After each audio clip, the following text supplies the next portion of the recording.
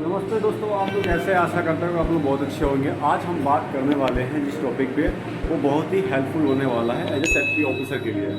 सबसे पहले हम बताना चाहेंगे आपको कि जो एक सेफ्टी ऑफिसर होता है उनको क्या होता है, बेसिक जो नॉलेज होता है सेफ्टी के, वो चीज़ उनको पता होना चाहिए दोस्तों। तो उसी टॉपिक पर आज हम बात करेंगे कि जो एक सेफ्टी ऑफिसर है उसका बेसिक नॉलेज क्या है और उसमें क्या क्या चीज़ें उनको पता होना चाहिए दोस्तों। आप लोग इस वीडियो में बने रहिए, वीडियो को लास्ट तक देखिएगा, आप वीडियो को मिस मत करिएगा दोस्तों। जैसे कि दोस्तों एक सेफ्टी ऑफिसर को पता होना चाहिए कि जो डॉक्यूमेंटेशन होता है, रिकॉर्ड होता है, वो बना के आपको रखना होता है। जैसे कि आप साइट इंस्पेक्शन किए, साइट पे गए, जो भी ऑब्जेक्शन देखते हैं आप उसको नोट डाउन करिए, उसको अपने एक रिकॉर्ड बनाइए और उसको रखिए दोस्तों। सेकेंड क्या हो गया, कभी भी आप टीबीटी कंडक्ट करते हैं तो टीबीटी जो कंडक्ट करते हैं वो पेपर होता है, उसको फिल करें, उस पर वर्कर का साइन करके अपने पास रखें दोस्तों। सेकेंड थर्ड क्या है भैया कि आप कोई भी चेकलिस्ट फिलअप करते हैं तो जो चेकलिस्ट होता है उसको आप रिकॉर्ड में बनाकर रख सकते हैं अपने पास। जैसे कि टावर क्रेन का हो गया, आप देख सकते हैं, और जैसे कि अपना कोई भी व्हीकल हो गया और कोई भी मशीनरी हो गया, जो भी मशीनरी है उसको चेकलिस्ट फिलअप करिए। फिलअप करने के बाद एक अच्छा डॉक्यूमेंट बनाइए। डॉक्यूमेंट बनाने के बाद उसको अपने पास रखिए दोस्तों। उसके बाद दोस्तों आपको हीरा के बारे में पता होना चाहिए, जो हजार्ड आइडेंटिफाई है, जो हजार्ड को आइडेंटिफाई करते हैं और रिस्क को असेसमेंट करते हैं, उसके बारे में दोस्तों एक जो सेफ्टी ऑफिसर है उसको पता होना चाहिए दोस्तों कि हीरा क्या है। तो आपको मैं बता दूं आंसर इसका क्या है कि जैसे कि आपको देखिए हीरा में उसका ही जवाब छिपा हुआ है। जैसे कि हीरा हजार्ड को आइडेंटिफाई करना और रिस्क को असेसमेंट करना दोस्तों। कोई भी वर्क हम काम करते हैं, कोई भी बिल्डिंग में काम करते हैं, या ब्रिक वर्क का हो या हाइट वर्क का हो या फायर का हो, तो उसका हीरा प्रिपेयर करना होता है दोस्तों, आपको बनाना होता है। जैसे कि हाइट का हो गया तो हाइट में जो भी जॉब है उसके ऊपर आपको क्या करना आता है, पहले एक्टिविटी देखना होता है, उसके बाद आपको देखना होता है कि इसमें हजार्ड क्या है, फिर उसके बाद हजार्ड को आइडेंटिफाई करना आता है, उसमें रिस्क लेवल कितना है, उसके बाद जो कंट्रोल मेजर्स होते हैं उसके बाद उसके ऊपर अप्लाई किया जाता है। तो ये है अपना हीरा के बारे में। और हीरा के बारे में अगर फुल वीडियो देखना चाहते हैं तो एक बार कमेंट बॉक्स में ज़रूर कमेंट करें, तो मैं उस पर एक अच्छा वीडियो बनाऊंगा अपने लैपटॉप से और आपको अच्छे से समझा सकूँगा दोस्तों। उसके बाद दोस्तों दूसरा नंबर है जो एक्सीडेंट इन्वेस्टिगेशन रिपोर्ट। जो एक्सीडेंट इन्वेस्टिगेशन रिपोर्ट हो गया उसको आपको प्रिपेयर करना होता है, बनाना होता है। बनाने के बाद उसका भी डॉक्यूमेंट्स करके अपने पास रखना होता है दोस्तों। जैसे कि आप नियर मिस हो गया, नियर मिस का रिपोर्ट बना सकते हैं, एक्सीडेंट हो गया उसका बना सकते हैं, कुछ हटल हो गया उसका बना करके आप रख सकते हैं। आपको एक्सीडेंट पे मैं बता दूँ थोड़ा बहुत, जो एक्सीडेंट इन्वेस्टिगेशन होता है पहले क्या करता है उसमें हम देखते हैं कि वो जो वर्कर होते हैं उनसे पूछते हैं कि ये एक्सीडेंट कैसे हुआ, उसका रूट कॉज क्या है, और कभी ऐसा ना हो उसके लिए एक रिटेन में हम बनाते हैं। एक्सीडेंट रिपोर्ट किस लिए बनाया था दोस्तों, कभी भी कोई साइट पे एक्सीडेंट होता है तो भविष्य में कभी ऐसा दोबारा ना हो उसके लिए इसको हम रिपोर्ट को तैयार करते हैं, बनाते हैं, जो कंट्रोल मेजर्स होते हैं उस पर अप्लाई करते हैं दोस्तों।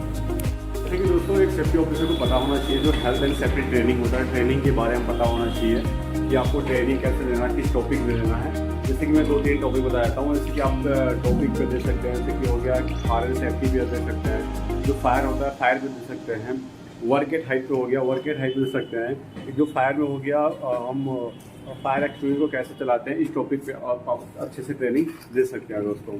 उसके बाद जो हो गया अपना मॉक ड्रिल होता है, मॉक ड्रिल से भी आप दे सकते हैं ट्रेनिंग।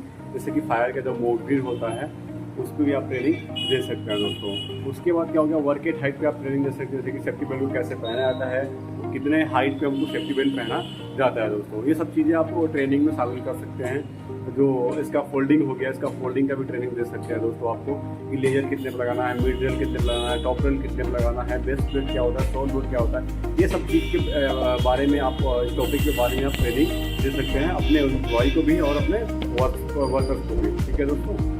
उसके बाद आता है कि आप जो पर्सनल प्रोटेक्टिव इक्विपमेंट होता है उसका भी आपको पता होना चाहिए। जो पीपीई इंस्पेक्शन होता है वो भी आपको करना होता है। जो बेसिक नॉलेज है दोस्तों, ये ओनली ये सेफ्टी ऑफिसर के बेसिक नॉलेज है, वही आप लोगों को बता रहा हूँ, एडवांस इसमें कुछ नहीं है। आपको जो पीपीज है, पीपीज का रिकॉर्ड आपको भी रखना होता है कि देखते हैं साइट पे कितने पीपीज हैं, कितने वर्कर हैं, उसके अकॉर्डिंग ही हमको पीपीज को अपने स्टोर में रखवाना होता है। और पीपीज का इंस्पेक्शन आपको ही करना होता है, देखना होता है कि कौन सा पीपीज कोई वर्कर ऐसा ना हो कि जो टूटा फूटा कोई टूटा हो, चाहे कहीं से क्रैक हो, वैसा और चीज़ें पीपीज यूज़ करता हो और ऐसी चीज़ें यूज में हैं तो उनको तुरंत क्या कर सकते हैं, रिप्लेस करवा सकते हैं। आप उसको वर्कर को भेज करके स्टोर में रिप्लेस कराइए। आप देखिए कि स्टोर में कितना पीपीज है और कितना नहीं है और कम है, तो अपने वर्कर मेन पावर के ऊपर आप पीपीज को और रिक्वायर्ड कर सकते हैं। जैसे कि पीपी जो हो गया आपका हेलमेट हो गया, शूज हो गया, जैकेट हो गया, गॉगल्स हो गया, ग्लव्स हो गया, सेफ्टी हार्नेस हो गए, सेफ्टी शूज हो गया और अप्रन हो गया, ठीक है दोस्तों, फेसिल हो गया। आप तरह के बहुत तरीके के जो पीपीज हैं उसका यूज़ कैसे करना है उसके ऊपर भी आप ट्रेनिंग वर्कर को दे सकते हो दोस्तों। जो भी पीपीज है आपको इंस्पेक्शन करना है वीकली या मंथली, आपको देखना है कि कितना बड़ा स्टॉक है, कितना मेन पावर है, कितना और हमको मंगाना है, कितना डैमेज है, ये सब भी स्टॉक आपको देखना होता है दोस्तों। उसके बाद दोस्तों आपको पता होना चाहिए जो इमरजेंसी प्रिपेयर होता है, कैसे प्रिपेयर करते हैं और कैसे रिस्पॉन्स करते हैं, उसके बारे में दोस्तों आपको पता होना चाहिए। जैसे कि हम साइट पे काम करते हैं तो कहीं फायर का चांस हो सकता है, कहीं इसका फोल्डिंग कोलेप्स हो सकता है, तो उसके दौरान अगर कोई भी वर्कर कहीं काम कर रहा है तो उसको कैसे क्या करना है उसके बारे में आपको पता होना चाहिए, तभी आप वर्कर को बता पाएंगे दोस्तों। जैसे कि आप साइट पे कोई फायर हुआ, आग लगा, तो आपको जो सेफ्टी इंडक्शन के दौरान बताए रहेंगे वर्कर को कि अपना असेंबली पॉइंट इस जगह है, तो उस जगह पे उनको जाना होता है। जो इमरजेंसी प्लान होता है वो आपको प्रिपेयर करना होता है दोस्तों। अगर इमरजेंसी प्लान का आपको PDF चाहिए तो हमको एक बार कमेंट में ज़रूर कमेंट करिएगा, कमेंट बॉक्स में। मैं आपको इमरजेंसी जो प्लान हो गया वो आपको मैं प्रोवाइड कर सकता हूँ दोस्तों। उसके बाद अगर आपको रिस्पॉन्स कैसे करना है, जैसे कि कोई वर्कर है चोटिल हो गया या कहीं कुछ आपदा हो गई, तो आपको क्या करना है, एक इमरजेंसी जो कॉन्टैक्ट नंबर होता है गेट पे रखना होता है। बिल्डिंग के अंदर भी कई जगह पोस्टर लगाए जाते हैं कि कोई भी इमरजेंसी हो। जैसे कि देख सकते हैं यहाँ पे अगर काम हो रहा है, किसी बिल्डिंग में काम हो रहा है, तो हर एक जीने के सीढ़ी के पास आपको इमरजेंसी का जो कॉन्टैक्ट नंबर होता है आपको वहाँ पे स्लिप पोस्टर चिपका के रखना होता है दोस्तों। सेफ्टी ऑफिसर को जो सेफ्टी रेगुलेशन है और स्टैंडर्ड है उसके बारे में पता होना चाहिए दोस्तों। जैसे कि हम बिल्डिंग में काम करते हैं, जैसे कि आप देख सकते हैं बिल्डिंग में हम काम करते हैं, तो BOCW एक्ट के बारे में पता होना चाहिए दोस्तों। BOCW एक्ट क्या है और उसमें क्या साझा किया गया है, क्या बताया गया दोस्तों, वो आपको चीज़ें पता होना चाहिए।